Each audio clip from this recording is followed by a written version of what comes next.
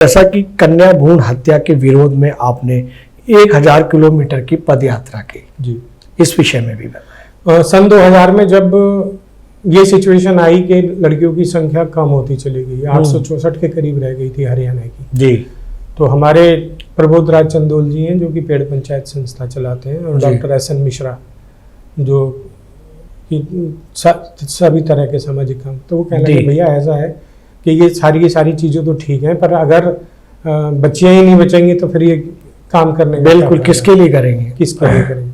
तो हम लोगों ने तैयारी करी, सेमिनार्स किए जगह जगह जाके, और आप ये मानिए कि तकरीबन 5 साल हम लोगों ने सेमिनार करके सब जगह करके चिट्ठी पत्री करके सारा का सारा काम किया। 28 अप्रैल को मेरा जन्मदिन होता है जी। उस दिन मैं, जब तक मेरी माता जी जीवित रही, मैं मतलब कोई कार्यक्रम नहीं, अपनी माँ के साथ रहता था सारा दिन। 29 अप्रैल 2005 को मैंने पदयात्रा शुरू की और 192 गांव, 10 डिस्ट्रिक्ट और 1000 किलोमीटर लेके चंडीगढ़ हम गए। वाह। चंडीगढ़ में ज्ञापन दिया। मुख्यमंत्री उस वक्त ये होते थे हुड्डा जी। अच्छा। हुड्डा जी को ज्ञापन दिया सारा का सारा।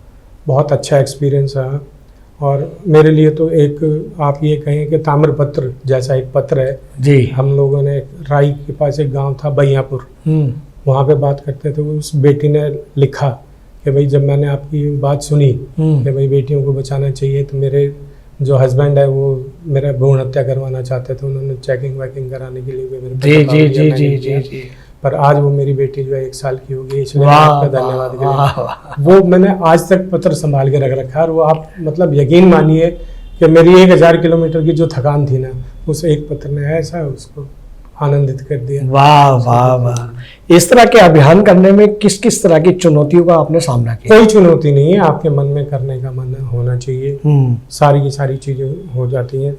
हम लोगों ने एक टेम्पो किराए पे लिया, उसी के अंदर छोटा सिलेंडर, खाने पीने का सामान, 12-15 लोग सारे के सारे जाते थे। वो पीछे पीछे हम लोग पद यात्रा करते थे, वो जाके आगे खड़ा हो जाता था, वहाँ तक पहुँच जाते थे।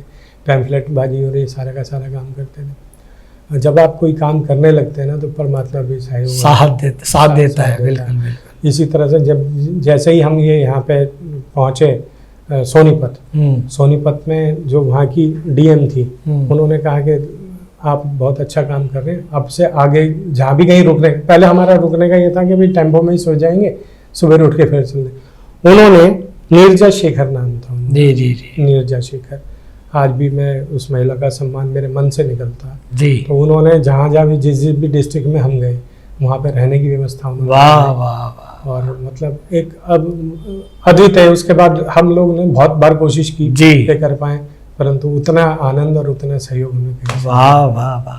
ये वीडियो YouTube पर देख रहे हैं तो हमारे चैनल को सब्सक्राइब करें और बेल आइकन को दबाना ना भूलें। अगर आप Facebook पर ये वीडियो देख रहे हैं तो हमारे पेज को लाइक करें।